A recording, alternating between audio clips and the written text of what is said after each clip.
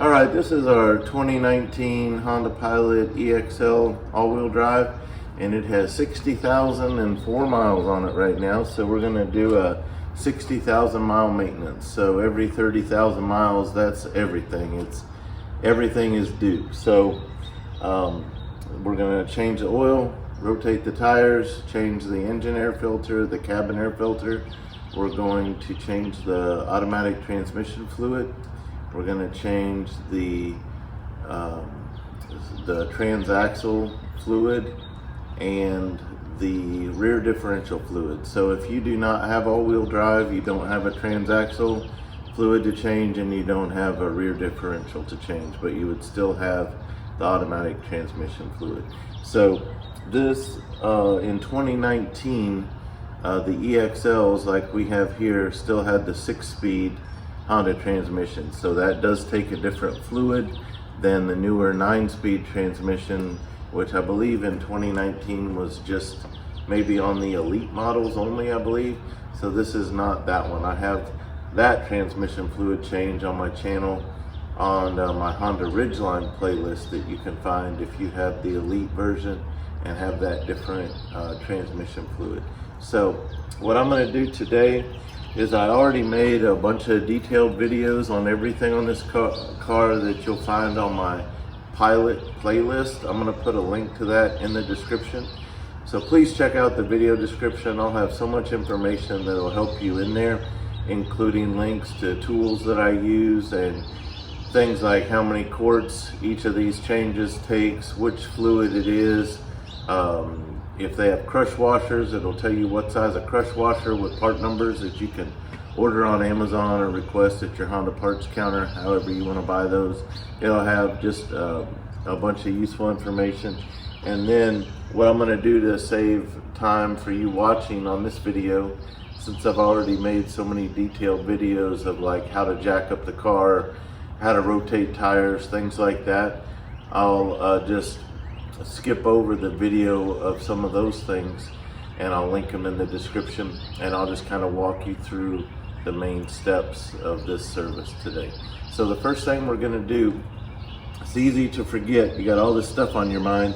Before we jack it up, we're going to want to loosen all of our lug nuts on all the wheels just to break them free, so we don't have to do that when it's in the air.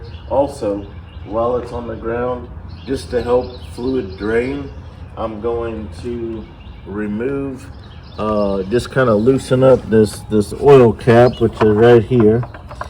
I'm going to leave it on there, but I'm going to unscrew it and then just kind of lay it in there, just so oil can flow, but so dirt and things can't get in. I'm going to pull this dipstick out just a little bit like that, again, so air can flow.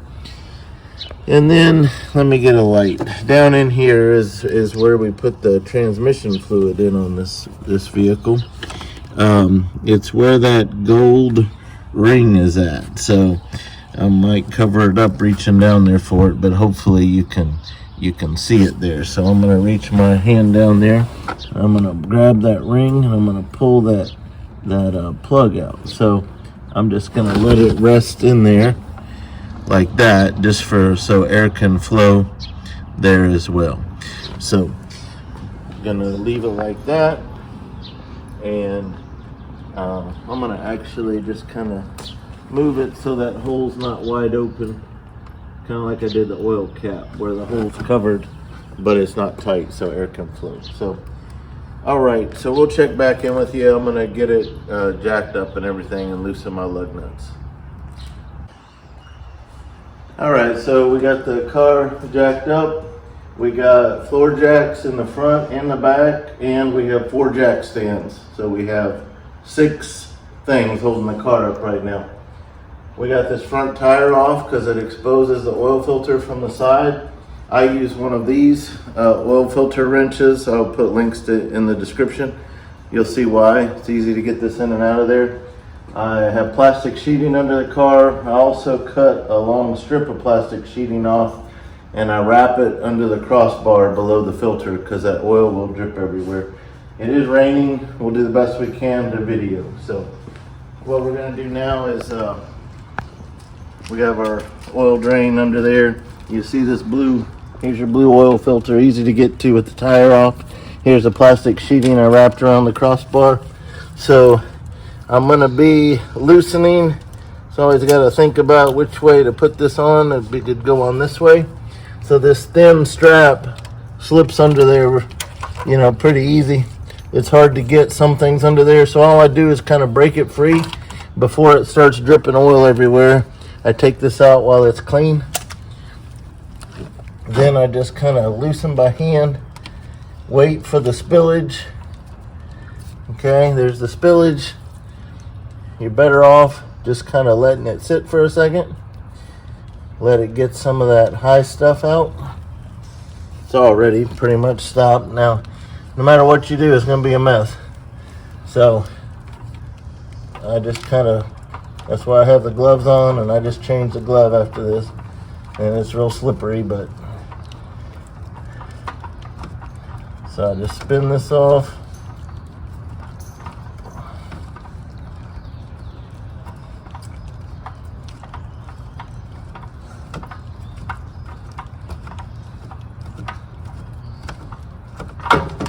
Okay, I'll just leave that oil filter to drain in that pan.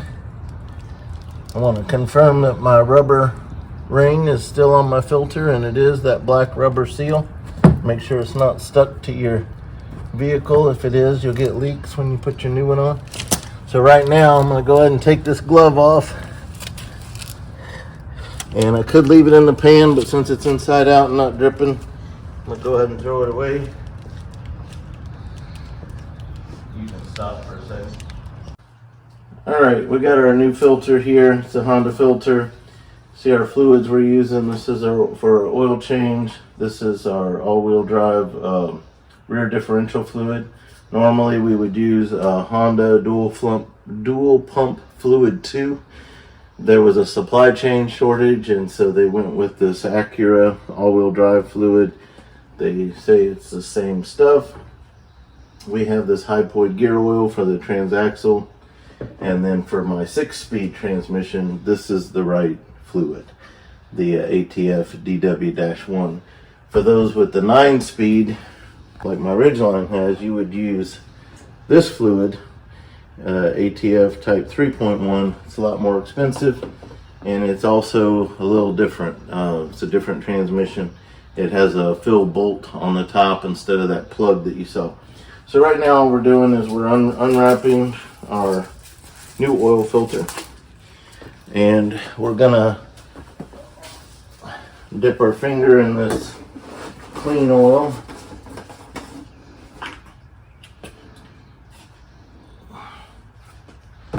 And we're just gonna rub it on the top of that black seal.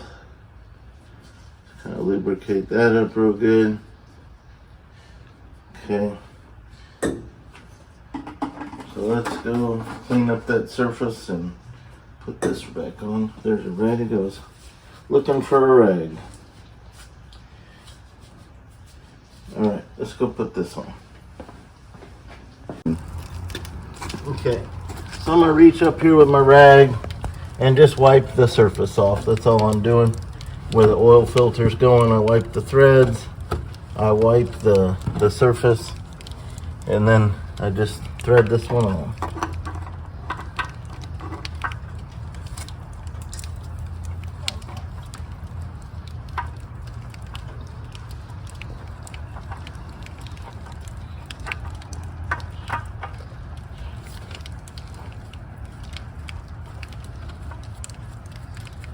I don't know why I have trouble lining those things up. It seems like they would be so easy to line up.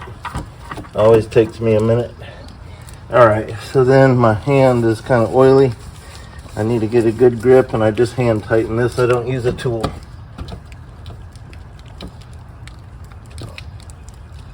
Okay, so now that that's on, I can remove this sheeting that I had on there to protect that crossbar, and it's still going to have a little oil that got on from removing the sheeting, but it's better than it would have been if I wouldn't have put it on there. So that's what I do.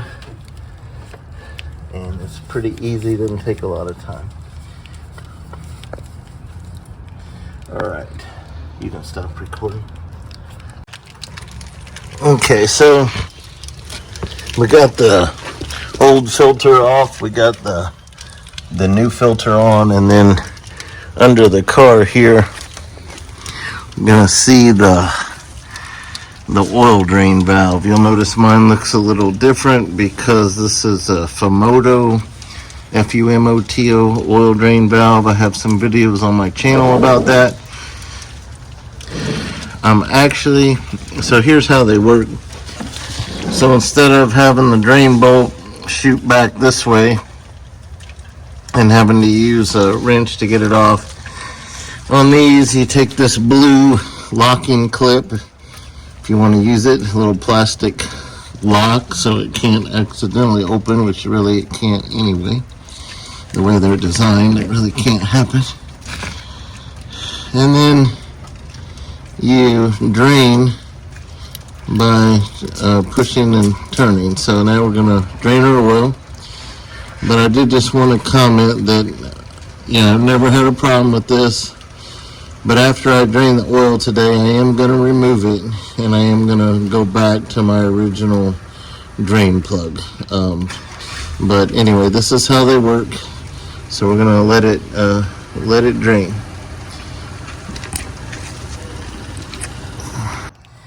Alright, so while I was letting the oil drain, I was kind of rotating some of the tires. So you can tell if the Fumoto valve is barely dripping now. So I'm going to go ahead and close the Fumoto valve, and then this bolt right here is the same 17 millimeter socket that the regular Honda drain bolt is.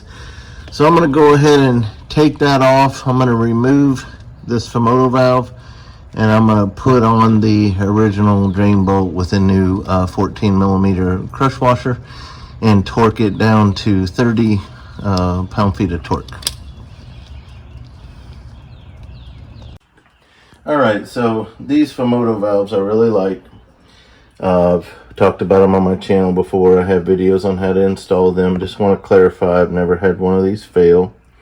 This is the one we just took off the Pilot. So what you do is you take out your existing drain bolt, and then this threads into where that goes, and then this design, which is the SX for Hondas and Hyundais, it's F106 SX. It fits the M14 1.5 size. That's talking about this bolt, is what that's talking about. It's got a permanent lifetime seal there, so you don't have crush washers, you don't put any washers on. You tighten this down to 18 pound-feet instead of 30 because it's brass, it's soft. And then what you do when you want to change the oil is the spring-loaded valve, it comes up like that, and then, like that for open and close. And you see how easy that works. So you might say, well, why'd you take it off then? Well, last night I was working on my daughter's Hyundai Elantra, which is very low to the ground. You see how this is shaped. Hers is the exact same model. Look at the metal piece. Look what happened since her last oil change. When I went to reach under the car to drain it, I had trouble moving this. You can see why. It's all deformed. It's supposed to be like this one. So it's gotten hit from underneath because of the low ground clearance probably. So that scared me a little bit because I can't afford. So what I'm saying is the Fumoto valve itself, I don't have any problems with. I trust it. What I don't trust is hitting things on the road that could break something that would let the oil come out of my car. So that's why I decided to play it safe.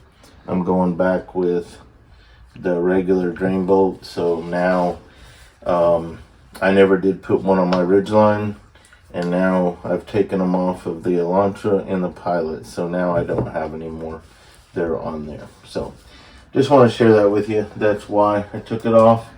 Nothing against Femoto. I really like their product.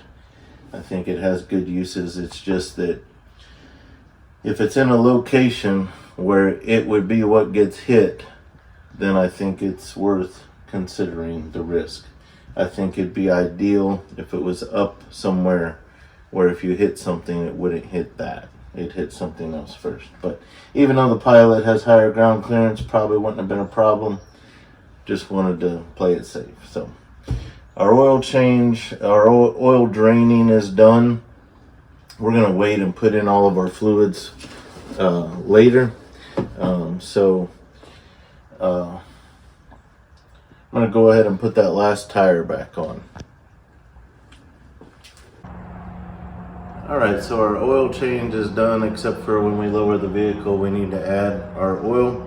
Our tire rotation is done, except when we lower the vehicle, we'll need to torque all the lug nuts and then make sure all the tire pressures are okay.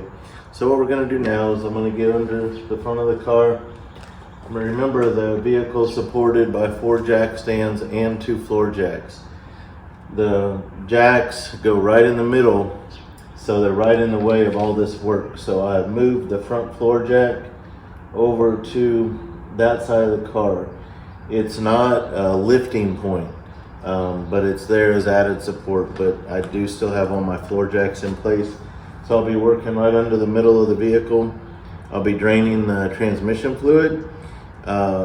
That takes a 18 millimeter crush washer I'll be replacing. And if we can get our torque wrench in there, it is 29 pound-feet of torque. If not, we'll just snug it up real good. The transfer assembly is next. It's right next to the transmission. This is for all-wheel drive only. We will drain that. Both the drain bolt and the fill bolt take 20 millimeter crush washers, and they both get torqued to 33 pound-feet of torque. So that's what we're gonna do right now. Before I get under there, I just wanted to show you this. So we'll do the oil. We'll add the new oil at the end after we lower the vehicle. We'll also add the transmission fluid at that time. But when I'm under there, I'm gonna have to change the transfer assembly fluid, which is this Hypoid gear oil. It takes like 0.45 quarts. This one's almost empty, so I've got this bottle open and ready. I use this Mighty Vac fluid extractor to take the fluid out and then put it in. I'll show you that, but I'll have links to all this stuff in the description. It's just gonna be hard to show you under there. I have other videos where you're gonna be able to see everything. I'll do the best that I can on this one. It's still raining a little bit, so just trying to do what I can here, but I'm gonna put links to all my other videos in the description. So I'm gonna get under there and get started with the transmission fluid first. So I'm just gonna... All right, we're just trying to give you an orientation. I'm gonna identify the bolts that I'm working with. So coming up the front of coming under the vehicle like this. Okay, so we're coming under the middle of the vehicle. Just trying to give you your orientation so you can identify these bolts, okay? So here's your main exhaust right here, so that gives you something to look at. So going over towards the driver's side right here, this is your transmission drain bolt. So we're just going to take that 3/8 inch, like what you would attach a socket to. That's what you use on these, just the square 3/8 inch end of a ratchet. So that is our transmission drain bolt. We'll take that out and drain our transmission fluid. And then we'll replace the crush washer, torque that back and leave it, and we'll leave it empty of transmission fluid until I put the car on the ground. So I always get a lot of comments about transmission fluid, about why aren't you using the check bolt, why didn't you run it through the gears? Because I've done it all in the past. It's very time consuming, and I've done it and written down how much fluid it takes. So now I just am confident to drain it, put the bolt back in, and then put the same amount in that it's always taken in the past. So I'm comfortable with that. You can do it a different way if you would rather. Now back here is our transfer case. And so we have a fill bolt up here, and we have a drain bolt underneath right here. So what we want to do before we drain it is we're going to want to make sure we can get our fill bolt removed, because otherwise we could end up draining our fluid and not having a way to put it back in. So we're going to loosen this up, then we're going to loosen that up and drain it, then we're going to put our new crush washer on here and torque it back up, then we're going to use that MightyVac fluid extractor to fill it up here until it starts to leak out, and then we'll know it's full, and then we'll put this back in with a new crush washer and torque it down, and the transfer case will be done and already have the fluid in there. So that's what we're going to do right now. Alright, it's still raining, so anyway, we got our transmission fluid drained. We'll put the new fluid in after we put the vehicle on the ground. On the transfer assembly, again, all-wheel drive only. If yours is not all-wheel drive, you don't have a transfer assembly. We got that drained and filled while we were under there, and so now the rear differential is the same exact procedure as a transfer assembly, where we have two of the bolts that just take the 3/8 inch sized socket or ratchet, and so we'll get our fill bolt off at the top first to make sure we can add our fluid back in. Once we get it loosened, we'll take our drain bolt off at the bottom, let the fluid drain, and then we'll replace the crush washer. On the rear differential, the crush washers are two different sizes. So the fill bolt at the top takes a 20 millimeter, and the drain bolt at the bottom takes an 18 millimeter. So two different sizes.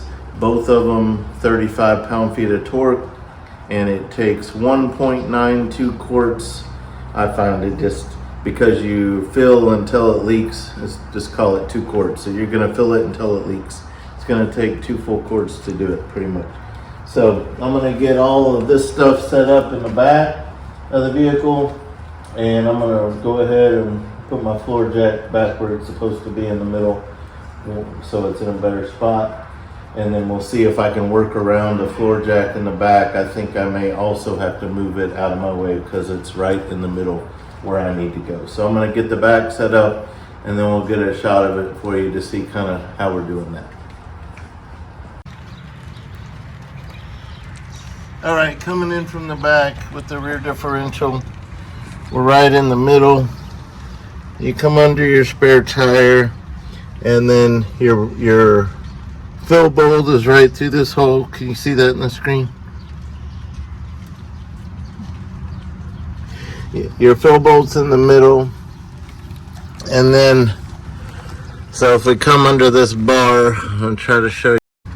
So if we come under that bar, your fill bolt is right here.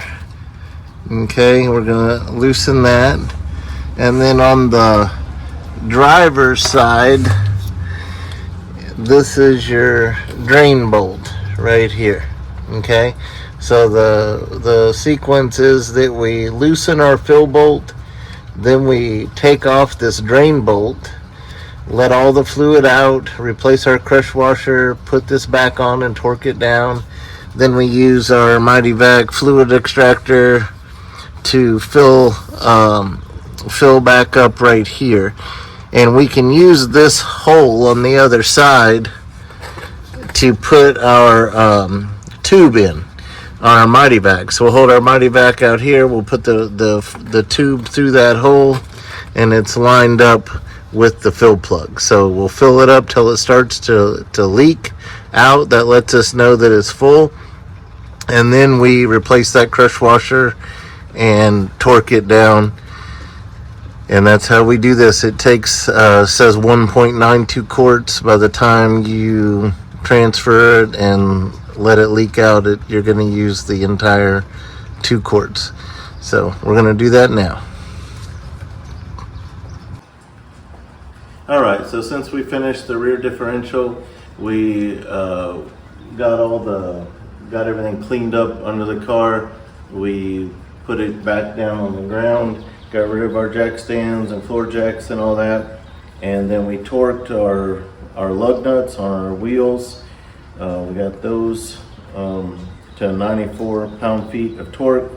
And then we went around the car and made sure all the tires for this vehicle are at 32 PSI. So we did all that. And now our next step was we have to add back in our oil and our automatic transmission fluid. So we're gonna do that right now. All right, so this is the funnel I use for this car because I gotta reach down in there. So 5.7, this is 2 quarts. Again, I've done this enough where, you know, some people put some in, they drive it, they let it sit, and then they check it. I've done this so many times, I know it takes 5.7, so I just put it in the first time and I'm done with it.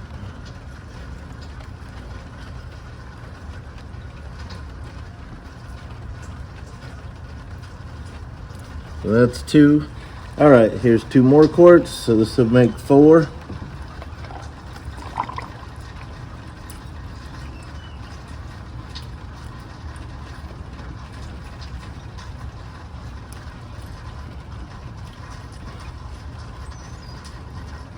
This is 0W20, by the way.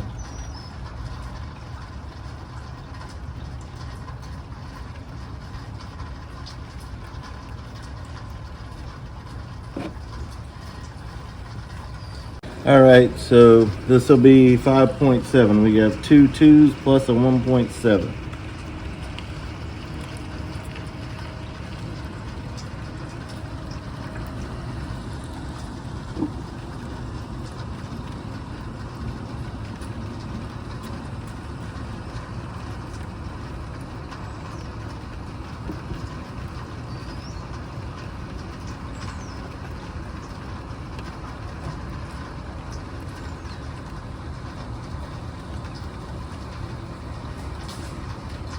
All right, so we got it in. I'm gonna hold my rag under this funnel so I don't leak anything. Take my fill cap that's already been cleaned off. Put it back on there, snug, not tight, but snug.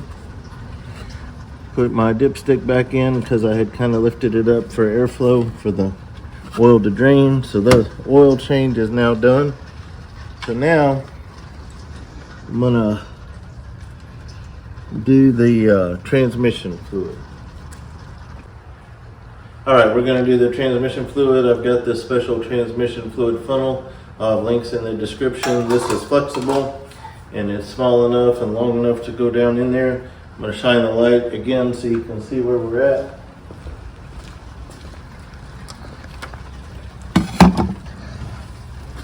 Looking down in there, you can see that gold metal rod. I'm gonna grab that plug, just like that. There's the hole where we're going. So I'm gonna take this,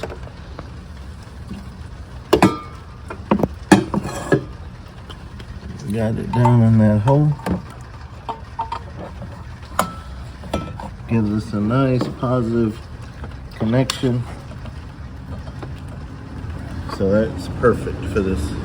So I'll put links to all that in the description. Now we're gonna go get our 3.5 quarts. All right, so the transmission fluid for this 6-speed is the ATF DW-1. This is Honda fluid. It takes 3.5 quarts. I'm gonna go ahead and we've cleaned out the pitcher since we used it for oil, wiped all the oil out of it. So we'll do 2 quarts and then 1.5 quarts after that. Okay. That's 2. Let's go put that in. Okay. We're going to start with 2. Pour it a little bit slow so we don't spill. Okay, I'm going to pour a little faster. Spilling down my pitcher a little bit. Ah!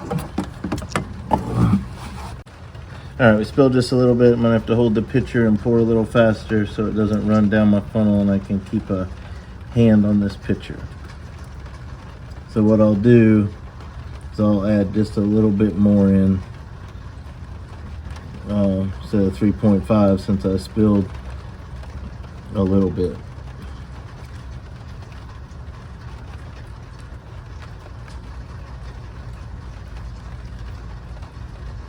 Also, this transmission still has a real transmission dipstick on them, which is something I don't understand why they got away from, but this one has the traditional dipstick like an oil where you can actually check your fluid level.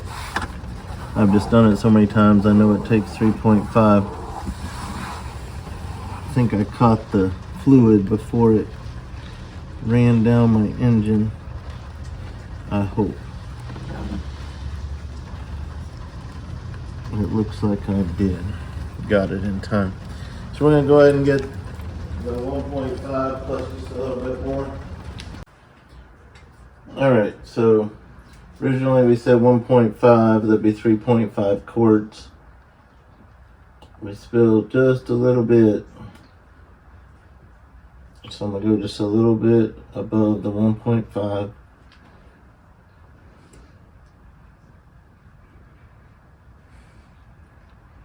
Okay, that's probably good. So one thing to note on these kind of bottles, just they're actually designed to pour this way with this on top. You get a smoother fluid flow if you pour them like this instead of like that. So anyway, we're going to put that in. This will be done. We will save this one for another day. So it has right almost a half quart in there. So we're going to put this in. Okay, make sure take our light, make sure our nozzle is still firmly in there. Kind of aim it down there even while I'm pouring, I can see it. All right, so now we're gonna put this in.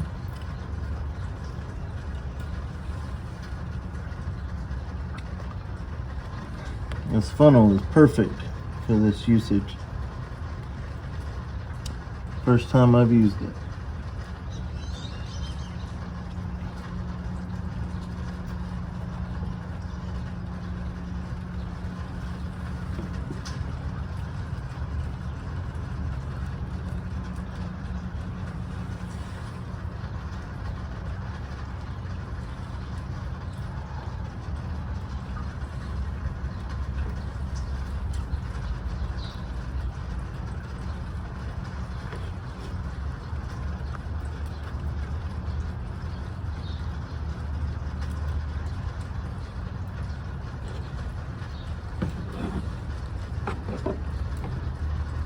Okay, so that's it. We'll clean this up and put our dipstick plug back in.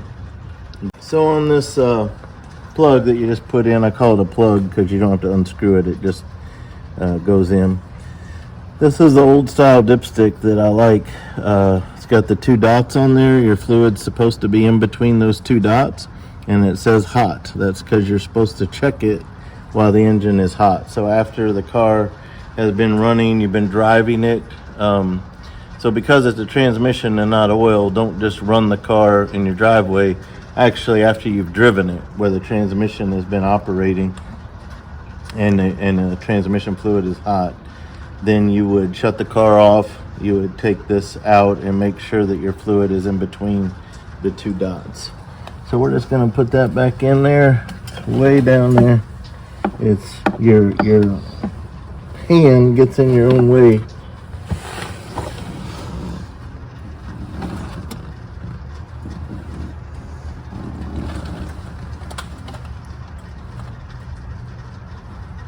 Okay, got it in there. So it's back. I see where I did drip a little bit of fluid, so I'm gonna clean that up the best I can.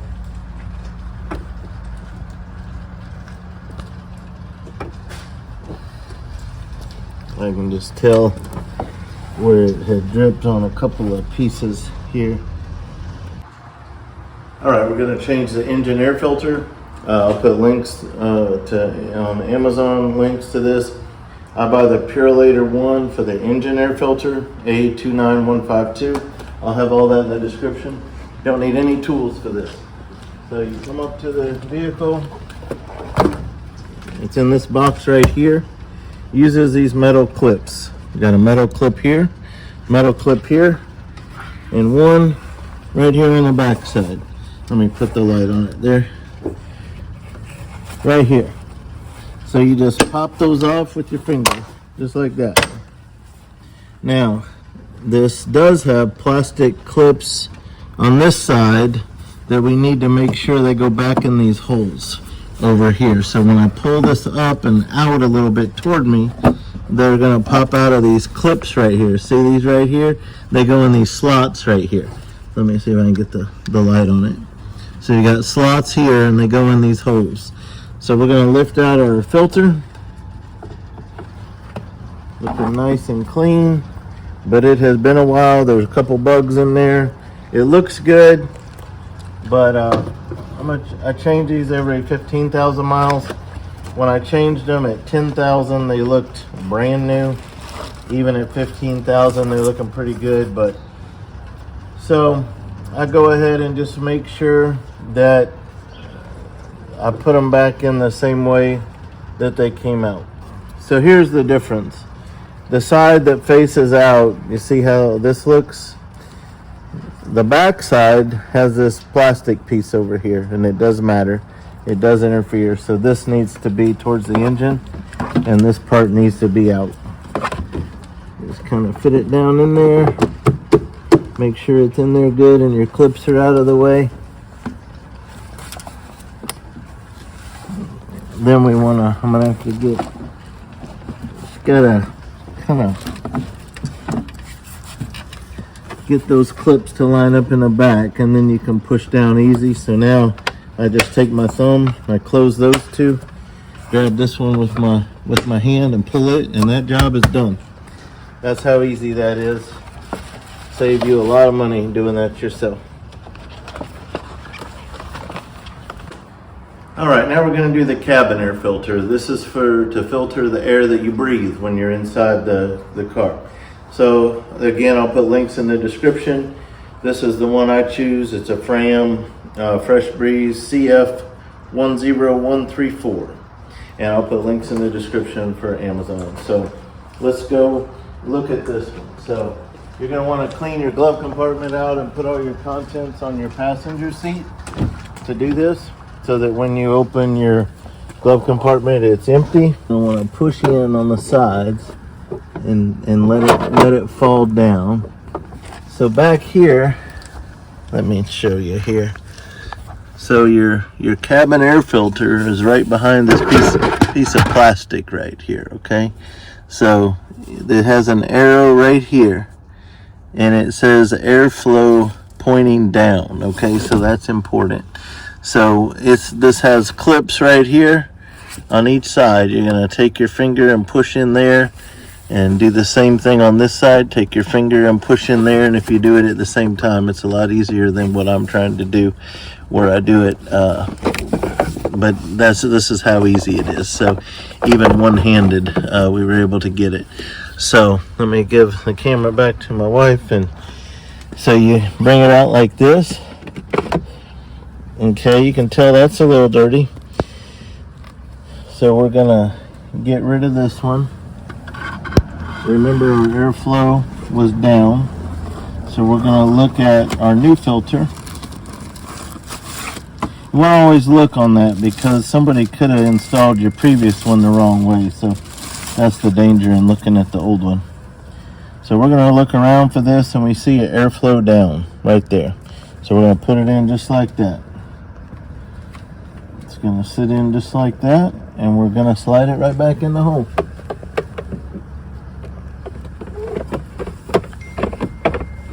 And when I push it in, it just snaps in. And now I'm gonna take this and I'm gonna push in on the sides, and it's back in there. So that's all there is to it. And you can put your stuff back in your glove compartment. So you change your cabin air filter in less than 5 minutes. Saved a lot of money. All right, we're gonna reset our maintenance minders.